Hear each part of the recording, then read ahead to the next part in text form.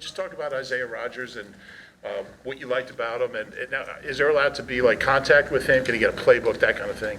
No, there's no contact with him. I feel like the mics are so far away. Do you feel that way? It's because of the light. I don't know. It's because of the light. There's no contact with him after he signs. He's suspended. He reverts to the reserve suspension list right away. Obviously, coach was with him in Indy. We did work on him coming out of the draft. Saw his pro tape. He's a talented guy, and obviously he made a mistake, and he's apologized for that mistake. We believe in second chances, and now it's on him, and so he'll come in next year, be ready to go for the off-season program and training camp. I think he's got to apply for reinstatement, so I'm not taking that for granted. But Recipients didn't make the team. Why the decision to move on from him, and what's the plan now at that spot? Well, a lot of these guys that we brought, that we cut today, we're interested in bringing back. We have a practice squad. We've talked about the roster being 69 guys as opposed to 53 and having flexibility in those spots. And I think when you look at Sip, obviously the season didn't end for us the way that we wanted to, and he would say the same thing, but also have confidence in his abilities. And so we'll just see what happens here in the next 24 hours with him and a bunch of these other guys. And try to bring some of these guys back and give them a chance to continue to competing for spots. And, we got the activations there on the practice squad as well for other guys too. So. What made you like Albert Okwuegbunam for trade for? I think first thing you talk about Albert, you talk about the physical ability. I mean, he's 6'5", he's almost 260 pounds. He runs a 4.4. He's got a huge wingspan. He's got really good lower body flexibility for a big guy, and we had a chance to watch them together. And obviously, coaches had tremendous success with that position, and some guys who look like this. And so, bring him in here. He's 25 years old. We have some people in the building who were with Denver when they drafted him, and give him an opportunity. And that's not a slight on the tight ends we have here. Obviously, we think Dallas is one of the best players at his position in the league, and we have two young players in Jack Stoll and Grant Calcaterra that we brought in here that we really like. And for us, any time we have an opportunity to add an offensive player that we think can help us and help our team, we look at that. So that's the reason we brought him in. What did you see from Eli Ricks this summer that? Yeah, I would say this just to start. This is a hard day for us as an organization. We bring in these guys and we ask them to give them everything that they got during the off-season program, during training camp, in the preseason, and we got to sit down with each and every one of them and we do sit down with each and every one of them, and we thank them for their efforts and their energy. And so, it's not easy having these conversations with those guys, and then, we kind of try to shift quickly. So it's a hard transition having as many conversations as we do with these guys, and then kind of shifting here and kind of thinking about, all the good. So. Nicholas Morrow came in and he was running a lot with the ones to begin with, starting out with OTAs, or so he's on the release list. What changed from the time he first went in and when he was released, and does it say about the improvement of Zach Cunningham and how he joined and how he played? Yeah, well, I think when you talk about Zach Cunningham, obviously a productive player in the National Football League, and he came here a little bit late in camp and had an opportunity, and he continues to have an opportunity, and I don't know that it's so much about what Nick did as opposed to being really heavy at some other positions here. And again, as we look at the roster, we're looking at it through the lens of having 69 guys and knowing that there's some fluid processes on some players and some things, and so we'll do whatever we can to put the best possible guys on the field for New England and through the rest of the season. You cross-trained some of those outside edges guys at inside linebacker. Did that factor into the decision to maybe go a little light at inside linebacker? Versatility always plays a role in that, and that makes some of the guys, I don't want to say more valuable, but the more you can do sometimes, the more likely we might keep you. So I guess. That's really, in Patrick's case, we felt good about that, and that he can play. He got a little bit of reps in the Indy game at linebacker. So, and that's just the nature of this league, and with things that are ever changing through the ups and downs of a season. Hey, Howie, at what point did Eli Ricks kind of just look like a guy who might be a factor during the summer? Yeah, obviously you talk about pedigree. He was the number one corner in the country coming out of high school and going to LSU, and then didn't have his last season that he wanted to there. And he was a guy that we spent a lot of time on in the draft process, and he came in with an opportunity. And I think what we saw is this is a long, instinctive player with good athleticism and ball skills, and those guys are hard to find. And his work ethic, his care factor was really high, and so. That's a great success story for him when he had a lot of adversity here as a guy who really thought he'd be a high pick going into the year. And he came in with the right attitude, and we called him and told him he was on the team. And, at the same time, like we tell all these young players, there's no scholarships in the NFL for any of us. And so you got to keep working, got to keep improving, and, we'll keep judging. We evaluate every day, and that's what we'll keep doing. When it came to sort of special teams, you guys lost Zach and Sean. Obviously, the injuries, K-Bomb was a big part of it. Do you guys feel comfortable in that aspect when you look at somebody like Gardner, who played a lot and played well on special teams in the preseason? Yeah, what we do when we have these conversations, we spend a lot of time with conversations about the depth chart and roles, and so we make sure that Coach Clay is in a position to put out his best guys, too, in the game. And so we'll talk about every role on special teams, from wing to gunner to kickoff returner, and make sure that he feels really good. And, our full focus is on having the best possible season we can have. And so that starts with the first game of the season. That's been Coach's message, like keep your eye on the first game. And so everything we do is focused on trying to give our coaches the best opportunity to win that first game. Generally, Howie, in what ways do you feel different about the roster as it stands now than you did maybe when camp started?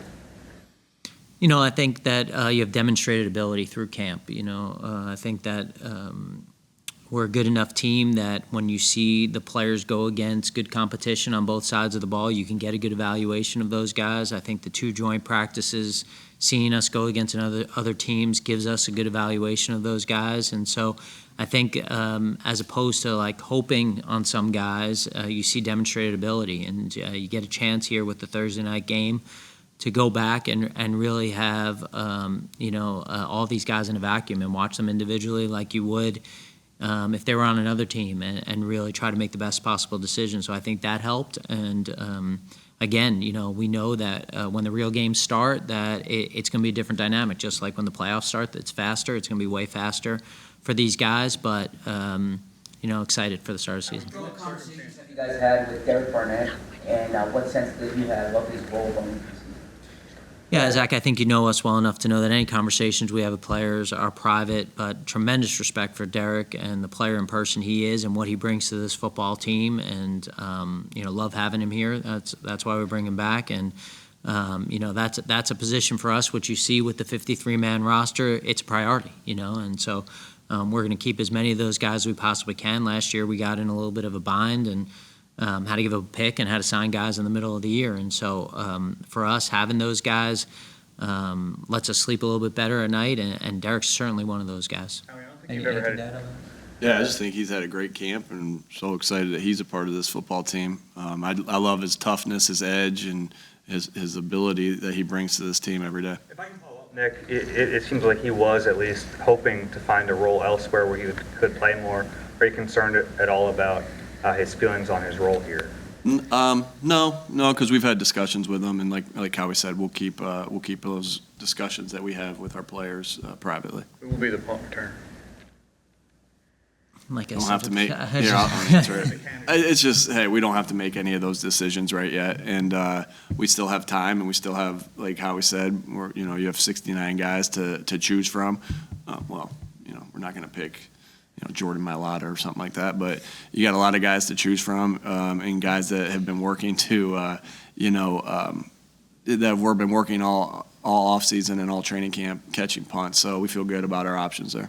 Jordan, if you're watching this, we love you. What did you see from Eli Ricks this summer that made you comfortable going deep with young guys? After you asked about Makai. No, is that okay? We'll get you that. Is that okay? I'm serious. I don't mean that. Okay. You've had punter situations before where you've had to make a move within a week or something like that. But obviously the holding situation is a factor, and if you have to go with another punter, are you any concerned about that?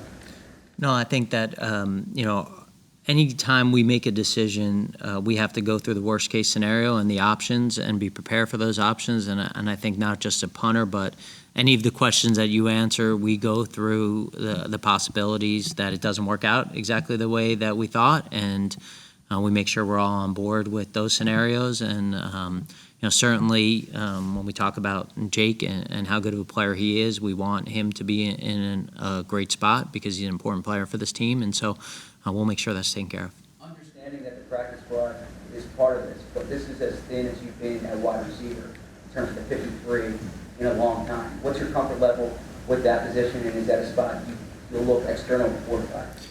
Well, we'll look at everything here in the next 24 hours. The roster situation is fluid. Obviously, we're going to be aggressive when we get back to upstairs to our desk, and we've spent a lot of time in preparation. Our scouts have done a tremendous job of putting in a position where, this is all funneled down, and really the organization of this process is as good as I've ever seen it here. And that's a great credit to our front office group. And I think that for us, we'll look at all those things. But I think, Zach, from our perspective, really, when we talk about the roster and the numbers on the roster, they're going to end up being the same numbers. And so I think when you look at it, we're really concerned with the 48 guys who are going to be up.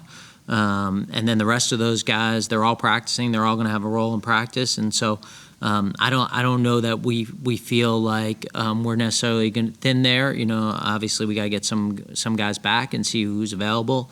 But when it shakes out and you look at the numbers, they'll be the same as they always have been. Hey, Howie, from a philosophical standpoint, the recent rule changes over the past few years, more liberal IR, the bigger practice squad, put vets on the practice squad.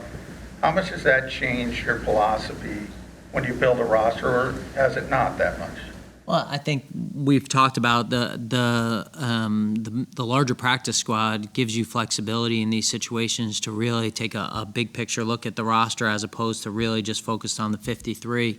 I think what the IR rules do is it gives you opportunities to get guys back, and so it was such a major decision to put guys on IR and losing them for the year, and so it gives you more roster flexibility, which obviously for guys in my spot is a huge deal.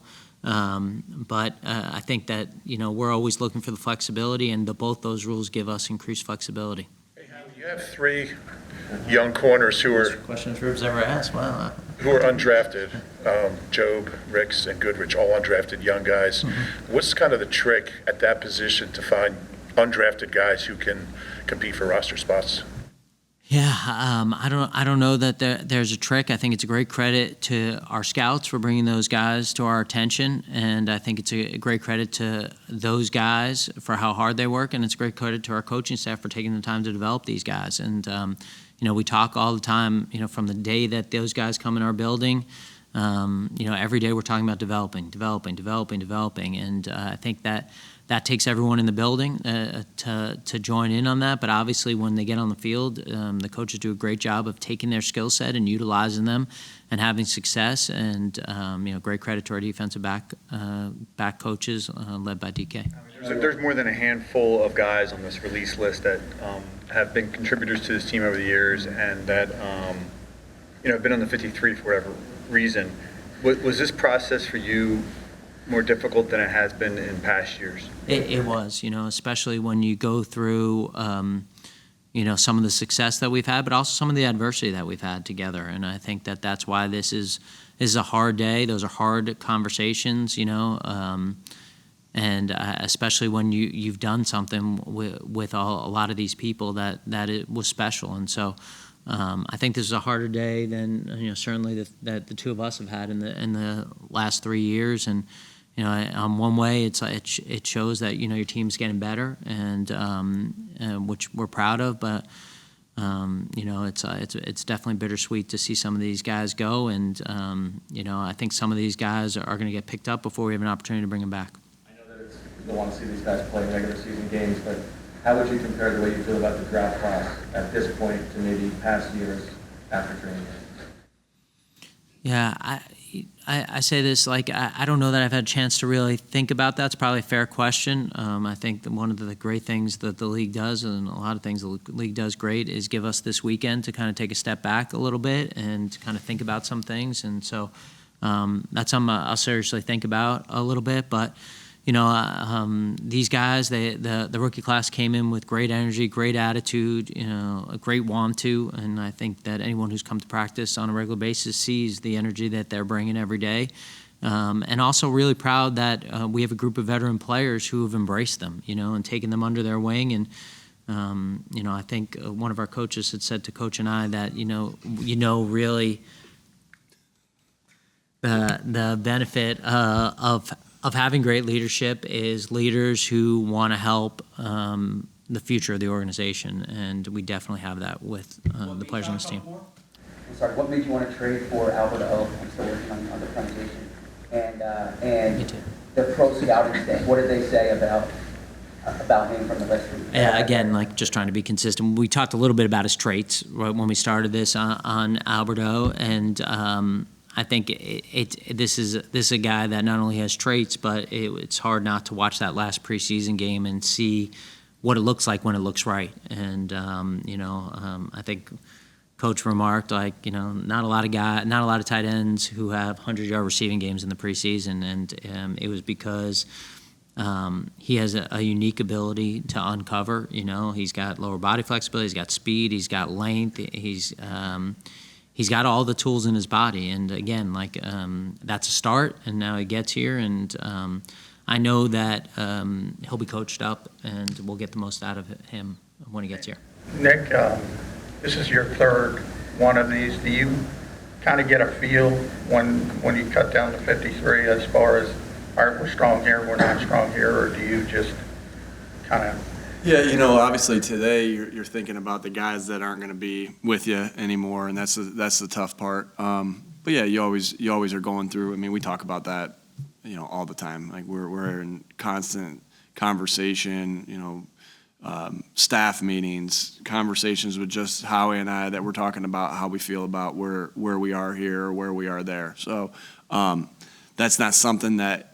Like you're working towards this step of where we are right now with 53, but that's something we've been thinking about for the last month and a half or whatever, really more than that, going back to OTAs. And so, you know, the process is, exhaustive, and we've worn it out to the point where we are right now. So it's not like a aha moment, like, yeah, where we are right now, but because we've been thinking about it for so long. To be fair, after this press conference on the draft, you said, let's go look at your board and let's see what our team looks like and see how we're getting down to 53. Yeah.